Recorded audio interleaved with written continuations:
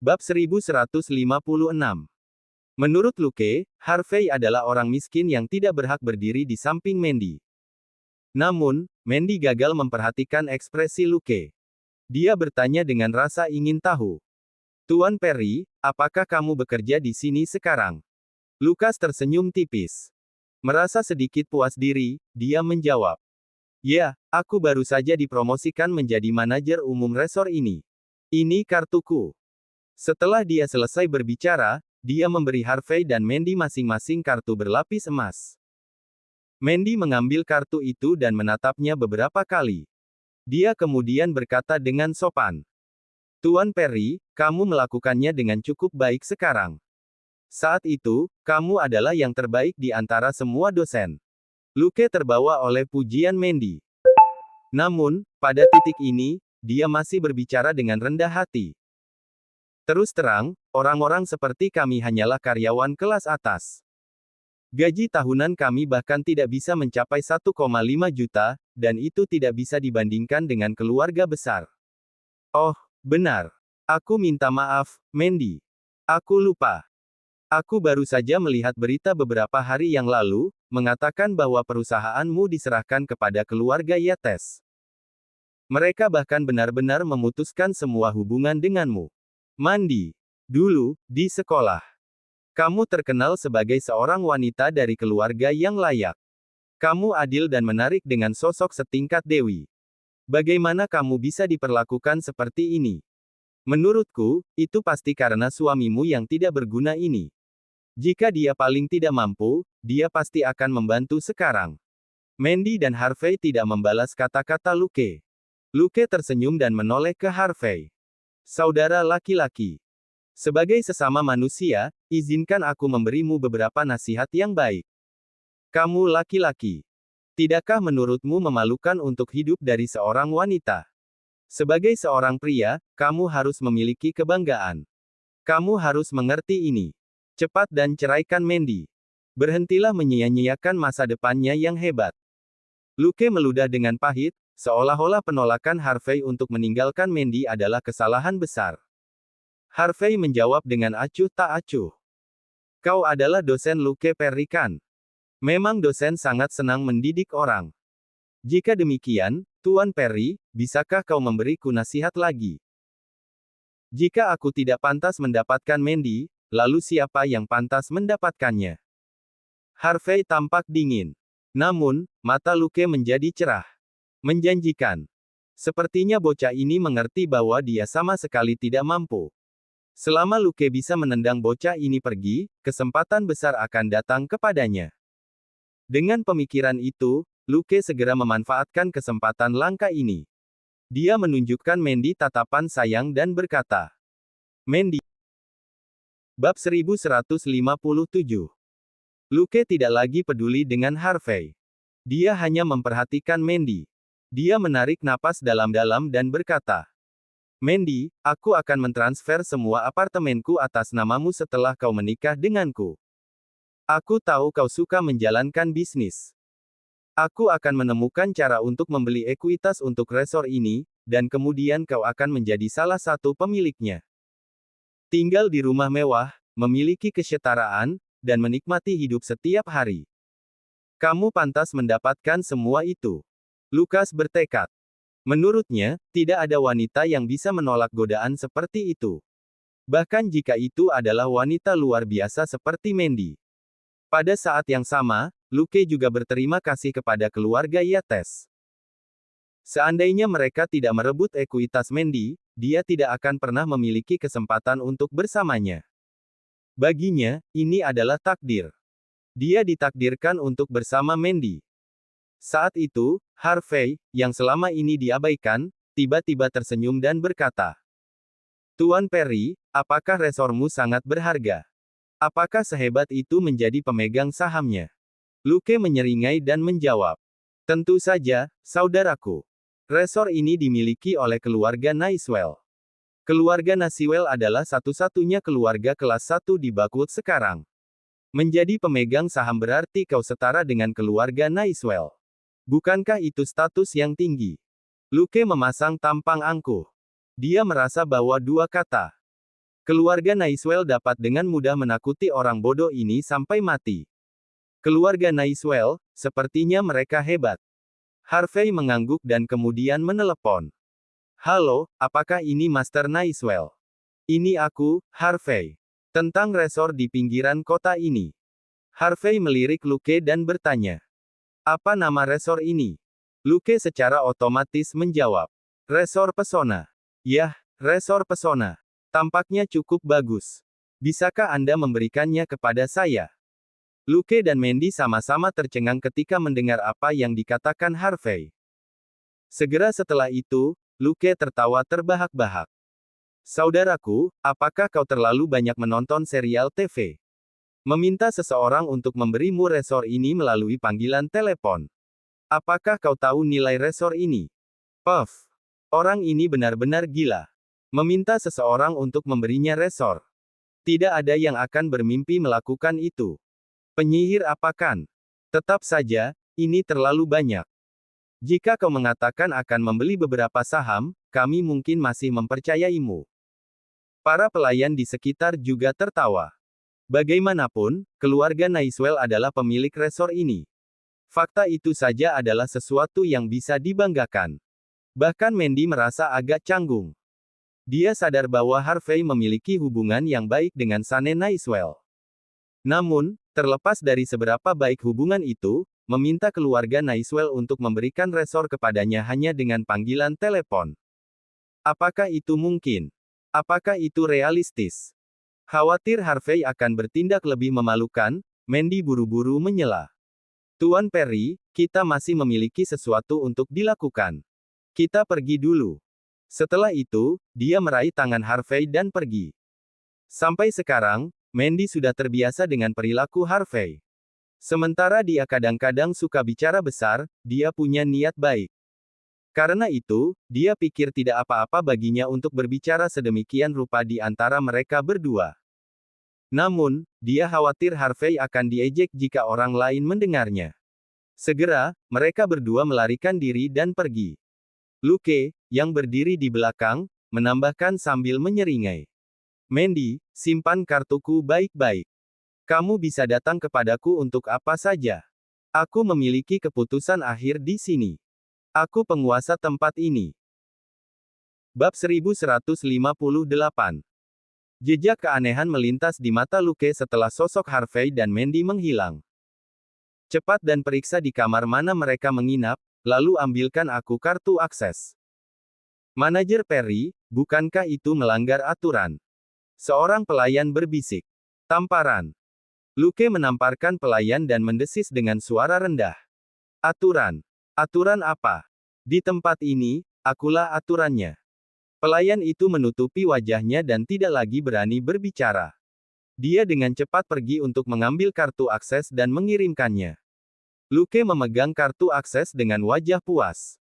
Dari saat dia pertama kali menatap Mandy saat itu, dia menginginkannya. Dia sangat ingin mencicipi setiap bagiannya, seperti pria sejati. Sayangnya, seseorang melaporkannya karena pelecehan seksual terhadap siswi lain. Pada akhirnya, dia harus menghabiskan banyak uang untuk menyelesaikan masalah dan terpaksa mengundurkan diri. Kalau tidak, dia pasti sudah tidur dengan Mandy sejak lama. Sekarang, wanita manis dan lezat ini telah datang kepadanya sekali lagi. Lukas merasa bahwa ini adalah hadiah dari Tuhan untuknya. Dia tidak bisa melewatkannya apapun yang terjadi. Oh, Mandy. Hanya aku yang bisa menikmati tubuhmu. Suami yang menumpang itu. Dia tidak pantas mendapatkannya. Luke melihat dirinya sebagai orang yang beradab, tetapi bahkan orang seperti itu tidak dapat menahannya dalam hal keinginan. Di sisi lain, Harvey dan Mandy masuk ke kamar di sepanjang tepi danau. Tak lama, sebuah panggilan telepon datang. Harvey menjawab telepon dan berkata dengan acuh tak acuh. Apakah kamu sudah menyiapkan kontraknya? Baiklah, cari seseorang untuk mengirimnya besok. Aku ingin melihat-lihat. Mandy melirik Harvey setelah dia menutup telepon. Dia berkata dengan sungguh-sungguh. Harvey. Aku tahu kamu memiliki hubungan yang baik dengan Master Naiswell, tetapi ini bukan bahan tertawaan. Mandy mengira Harvey berbicara besar lagi. Sebenarnya, Sane sudah menyiapkan kontrak transfer ekuitas tepat setelah dia menerima telepon Harvey. Karena Harvey membantu keluarga Naiswell untuk mendapatkan banyak uang di Bakut, tentu saja, mereka akan memenuhi permintaan kecil Harvey secara bergantian. Setelah melakukan pembersihan sederhana, Harvey dan Mandy pergi makan di restoran resort. Ketika pelayan melihat mereka berdua, dia dengan cepat memberitahu Luke, yang telah menunggu mereka. Heh, aku sudah menunggu lama. Akhirnya, aku bisa mewujudkan mimpiku hari ini. Luke pergi ke pintu dapur belakang dan menghentikan pelayan yang akan mengantarkan makanan. Di mana makanan untuk meja itu? Ini dia. Lukas tersenyum. Oke, pergi dan beri mereka lebih banyak buah. Kemudian, Luke diam-diam menambahkan obat penenang tidak berwarna yang telah dia siapkan sejak lama di piring.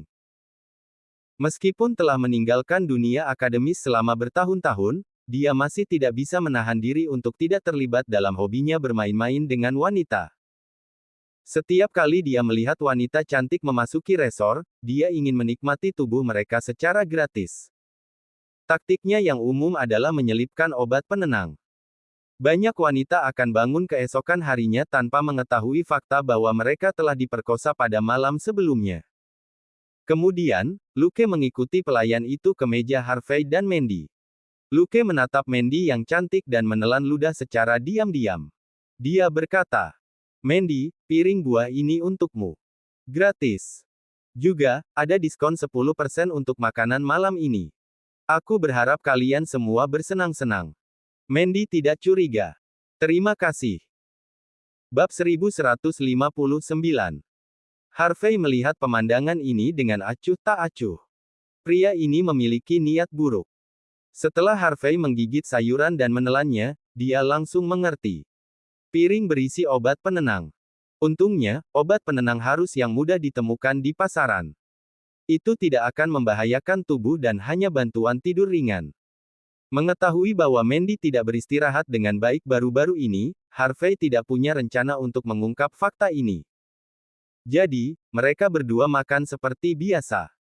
Adapun obat penenang ini, mereka tidak mempengaruhi Harvey sama sekali. Racun apa yang tidak dia temui di medan perang? Meskipun tubuhnya saat ini tidak kebal terhadap semua racun, itu tidak terlalu jauh. Luke memperhatikan mereka dari jauh, gemetar karena kegembiraan. Malam ini, dia akhirnya bisa bersenang-senang dengan Mandy. Dia mendengar bahwa menantu yang tinggal ini tidak pernah tidur dengan Mandy meskipun sudah menjadi suaminya selama 3 tahun. Dapat dikatakan bahwa Luke melakukan ini untuk kebaikan mereka dan ingin membantu mereka. Ketika Harvey dan Mandy selesai makan malam, mereka tidak kembali ke kamar mereka dan malah berjalan-jalan di tepi danau. Setelah berjalan sekitar 1 jam, Mandy menjadi lelah dan keduanya kembali ke kamar mereka. Ketika mereka sampai di kamar, Mandy mandi dan beristirahat. Melihatnya tidur nyenyak, Harvey menarik selimut ke atasnya, mematikan lampu, dan menunggu diam-diam dalam gelap. Dia ingin melihat apa yang akan Luke lakukan. Sementara itu, Luke berada di kantornya, gelisah karena kegembiraan. Dia berpikir bahwa efek obat penenang seharusnya sudah mulai terlihat sekarang.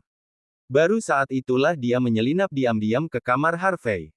Namun, dia sangat berhati-hati. Dia membunyikan bel pintu beberapa kali dan menunggu sampai tidak ada jawaban sebelum mengeluarkan kartu akses untuk membuka pintu. Setelah menyalakan lampu, Luke melihat Mandy berbaring di tempat tidur, dengan hanya wajah kecilnya yang terlihat. Dia langsung gusar. Pada saat ini, Luke tidak peduli tentang hal-hal lain. Dia hanya ingin bergegas menuju tempat tidur. Tetapi pada saat berikutnya, dia menjadi kosong dan pingsan di tanah. Harvey berdiri di belakangnya. Harvey menatap Luke dengan tatapan jijik. Meskipun demikian, dia dengan enggan membawa Luke ke atas. Harvey kemudian melepas celana Luke dan menggantungnya di tiang bendera di pintu masuk resor. Pagi-pagi keesokan harinya, Luke yang tidak sadar membuka matanya dengan linglung. Dia dengan cepat menemukan bahwa dia tergantung di tiang bendera. Luke bingung. Apa yang sedang terjadi? Apa aku tidur sambil berjalan lagi? Dia sering kesurupan dan terkadang berjalan sambil tidur karena dia selalu makan semacam pil biru kecil. Karena itu, dia tidak berasumsi apa-apa lagi. Sepertinya aku minum terlalu banyak obat tadi malam. Jika saya tahu, saya tidak akan mengambil sebanyak itu. Tapi aku akhirnya tidur dengan pelacur Mandy. Aku tidak kalah. Luke tidak bisa mengingat apa yang terjadi tadi malam, tapi dia tetap bersemangat. Ledakan tawa bergema di sekelilingnya. Puff, hahaha. Luke, yang masih linglung, tersadar setelah mendengarnya. Dia kemudian menemukan bahwa celananya telah dilepas tanpa sepengetahuannya. Beberapa pria yang bangun pagi untuk latihan pagi menunjuk ke arahnya. Ah! Luke mengeluarkan jeritan yang menghancurkan bumi. Siapa? Siapa yang menggantungnya di sini? Bahkan melepas celananya, itu. Bab 1160. Ada alasan mengapa Luke tidak menikah selama bertahun-tahun. Dia memiliki cacat mendasar. Itu sebabnya dia selalu menggunakan metode obat penenang untuk mendapatkan wanita cantik. Hanya dengan begitu dia tidak akan ditolak oleh orang lain. Namun, pada saat ini, rahasia terbesarnya terungkap ke semua orang. Pada saat ini, Luke merasa bahwa dia berada di ambang kehancuran. Siapa ini? Siapa yang menjatuhkanku? Siapa yang menggantungku di sini? Aku akan membunuhmu. Mampu menjadi manajer umum resor pesona, Luke tentu saja bukan orang bodoh.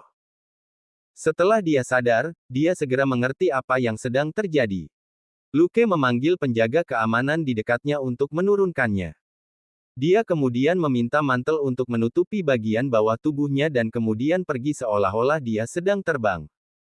Ketika dia berlari ke pintu masuk restoran, sebuah suara tiba-tiba datang dari dekat.